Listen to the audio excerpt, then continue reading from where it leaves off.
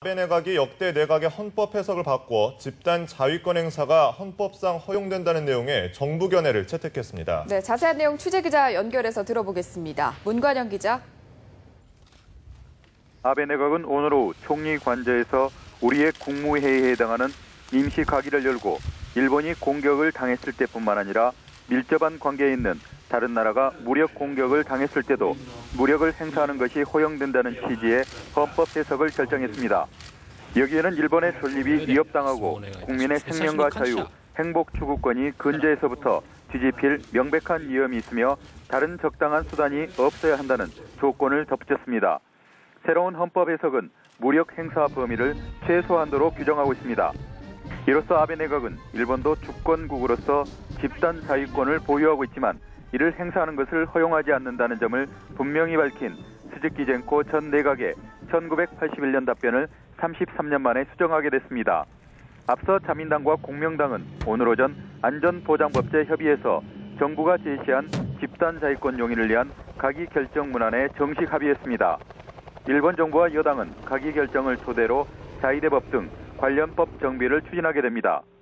이에 따라 공격 당했을 때에 한해 최소한의 방위를 한다는 이른바 전수방위 원칙과 전쟁과 무력 행사를 금지한 헌법 구조, 평화헌법은 사실상 무력화될 것으로 전망됩니다.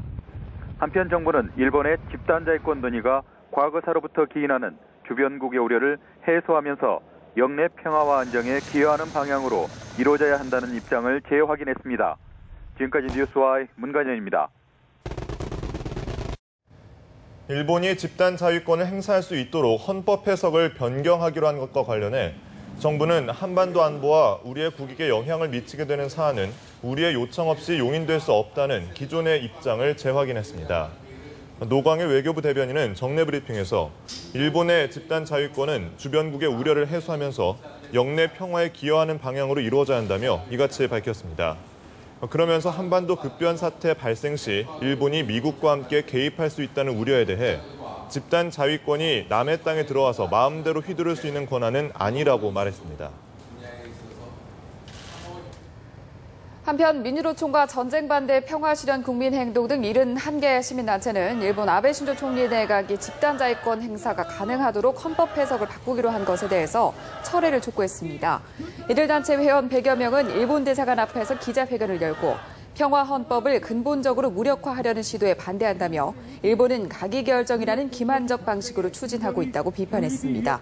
이어 아베 정부는 안팎의 비판을 의식한 듯 명백한 위험이라는 표현을 쓰고 있지만 행사 범위 등이 두루뭉술해서 추가적인 해석 변경으로 언제든 무력화할 수 있다고 강조했습니다. 네, 이렇게 일본이 집단 자위권 행사를 통해 전쟁을 할 수 있는 나라가 되는데요. 네, 집단 자위권이 무엇인지 박진형 기자가 정리했습니다. 집단 자위권은 전 세계 국가라면 공통적으로 보유할 수 있는 고유의 권리입니다. 1945년 발효된 유엔 헌장 51조는 밀접한 국가가 공격받을 때 모든 국가가 무력으로 개입할 수 있도록 인정하고 있습니다. 하지만 태평양 전쟁 패전국인 일본은 헌법을 통해 집단 자위권을 스스로 제한했습니다.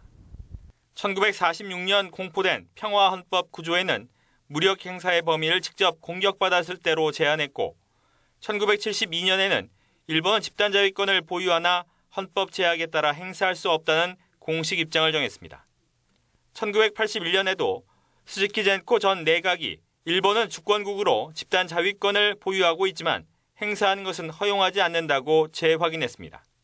강한 일본을 추구하는 아베 신조 일본 총리는 집권을 시작하자마자 역대 내각과는 다른 행보를 보였습니다. 헌법 구조를 겨냥해 개헌 발의 요건을 정한 헌법 96조 개정 의지를 내비쳤습니다. 야구 경기 시구에 96번의 등번호를 달고 올라오는 등 여론을 움직여보려 했지만 여의치 않자 헌법 해석 변경으로 방향을 전환했습니다. 아베 정부가 최근 자민당과 공명당에 제시한 집단적 자위권 행사에 관한 가기 결정 문안은 그 결과물입니다. 여기에는 무력 행사에 3가지 요건이 명시되어 있어 해석상 자위권 행사를 가능하도록 했습니다. 앞으로 아베 정부와 여당은 가기 결정을 토대로 자위대법 등 관련 법 정비를 추진할 것으로 예상됩니다. 재정난에 직면한 미국이 일본의 지역 방위를 분담시키려는 의도로 집단 자위권 족쇄를 풀어주려 한다는 지적도 만만치 않습니다. 뉴스와이 박진영입니다. 아베 내각이 집단 자위권을 행사할 수 있도록 함에 따라 일본의 안보 정책이 크게 바뀌게 됩니다. 네, 자국이 공격받을 때 필요 최소한의 범위에서 방위력을 행사한다는 전수방위 원칙이 사실상 폐기되는데요. 일본의 방위 정책 변화를 도쿄에서 이세원 특파원이 짚어봤습니다. 아베 신조 내각이 집단 자위권을 허용함으로써 2차 대전 후 70년 가까이 유지되어 온 평화헌법의 핵심 내용이 무력해지고 전수방위 원칙이 사실상 폐기됩니다. 전쟁과 무력 행사를 영원히 포기한다고 규정한 헌법 구조가 유명무실해졌기 때문입니다.